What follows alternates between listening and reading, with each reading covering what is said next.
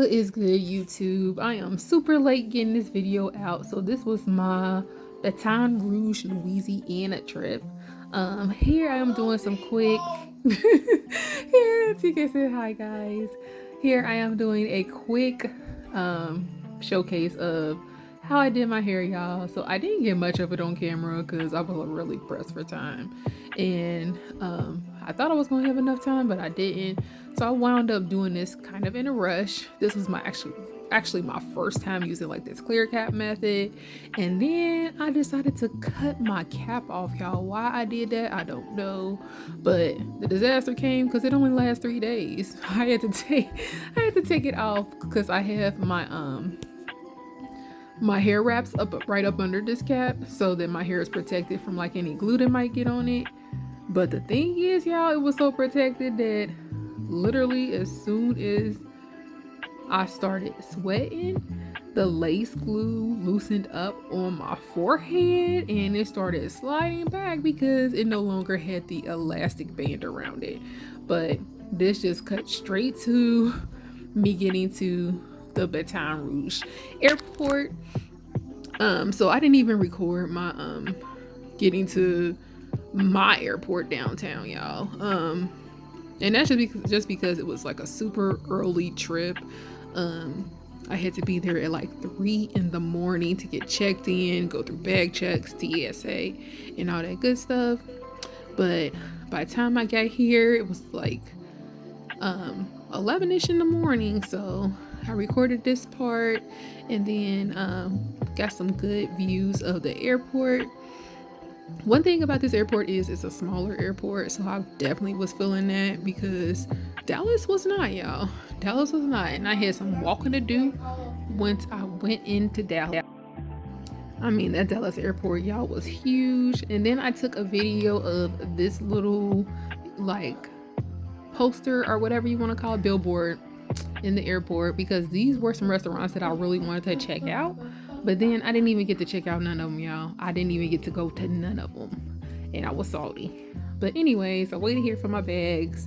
And then I headed outside and saw this amazing little waterfall with Baton Rouge in it. And I was like, that is so dope. I have to get a video of it. So I went to the hotel, got checked in and everything, you guys. Took a 2-hour nap. And then got dressed to go get something to eat. And then once I was dressed, I had 2 friends that were actually going to show me around. So I went to this restaurant called the Fiery Crab, because you have to take a crab boil whenever you go down south, because the down south was made for this. So I got my shrimp boil, y'all, and it was so bomb. Oh my god, they had this fiery sauce that you can choose the level, and we ain't got none of that up here. So I was like, this is so good. I was like, y'all gonna have to send me some sauce up, some seasoning or some sauce, some of this sauce up to the north, so that I can remake this, because I was geeked and happy to dig into this, y'all. And then the restaurant was so freaking cute, y'all, so I had to get the view of the restaurant. So this is me just giving you guys all of the views of the restaurant. And then it had this cute little place outside where you can take pictures of it at a flower wall. So you know, I had to get me some photos and get them taken at that flower wall.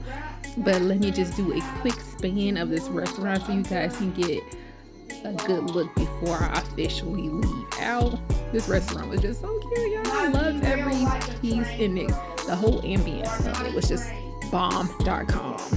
Definitely recommend, definitely go if you have a chance. Fiery Crab in Louisiana. So like I was saying, y'all, before I was rudely interrupted, the Fiery Crab in Louisiana.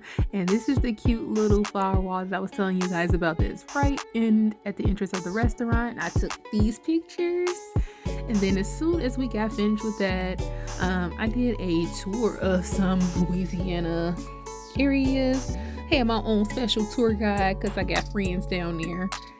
And he was just showing me around like the mansions and close to LSU. And I got to see the LSU tiger, y'all, which I got kind of, in my fight for animal rights mode when I seen that. But this was kind of like a walking trail, and I was like considering like, is this space big enough for 2 cars? Because the way this road was made, it looked like only 1 car was going to be able to fit on it. But surprisingly, 2 cars were able to fit on it at one time. But I was just concerned because like these houses were huge, so it seems like the road was made to keep people out. But apparently you can fit more than 1 car through that little area, y'all. So I'm going to speed this up a little bit so you guys can, get to the point of where we're going next, which is where we actually took out, which we actually went to go view the LSU tiger and see his habitat. And this is where I got my emotions and my feelings, y'all, because they had him held captive, in my opinion. Seriously, held mommy. captive in this little habitat, and everybody's looking to try to find out where he is. It's like, where's Waldo in the freaking habitat cage? And then wind up finding him all the way in the back in the corner, knocked out sleep. And I'm like, he's just exhausted. He wants to be free, y'all. Like, why do y'all got him caged up like this in the first place? So here he is. I kept saying, free Tony Tiger. Bruh. Because I'm retarded. But y'all, like, I don't know. Like I said, y'all, I was in my feelings. But to each their own, y'all. I know LSU is probably all for this. But, I mean, can y'all blame me? Can y'all blame me? Anyways, they had a statue of the tiger as well on the outside, and ain't no telling how many tigers they went through. This could be like the 76th tiger. Because tigers' lifespan, I don't even know how long their lifespans is, but he couldn't have been there the whole LSU time frame though. So they had to switch it up multiple times. And then took some pictures. I'm disappointed on my face.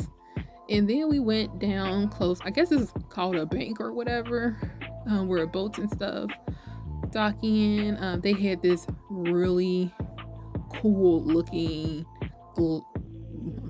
metal thing. This thing, y'all.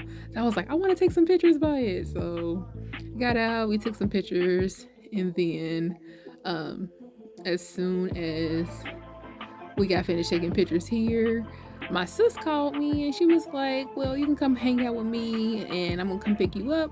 So right after that, I just finished the night off watching 2B movies with her, and that was it for that night. So next morning, y'all, I decided to do some scouting by myself. Why I decided to do it by myself, I don't know. I just wanted to do some sightseeing. Most of the time there, I actually spent by myself anyway. Because my sis is actually pregnant, and then funds were kind of tight for like both of us, but this was already paid for and she was already expecting me, so we just kind of stuck it with the trip. I went to go visit this restaurant called Leola's. First off, I thought it was black owned, y'all. It's not. And then this is my second time having them make my food. I just asked for these eggs and some bacon because the first time it wasn't flavorful. I had an omelet. It was disgusting. And I was like, nope, can't do it. Then I headed back to the hotel afterwards. That disappointment. Ate the rest of my shrimp boil from the day before. And then got ready for a wedding because that was my sister's wedding day, as y'all can see. So we had a ball at this wedding. I see her baby bump. It's so cute. She's so adorable. And then right after the wedding, I went back to the hotel, switched out clothes, and then we went bowling. I don't have any clips of the bowling, y'all, but this was a ball.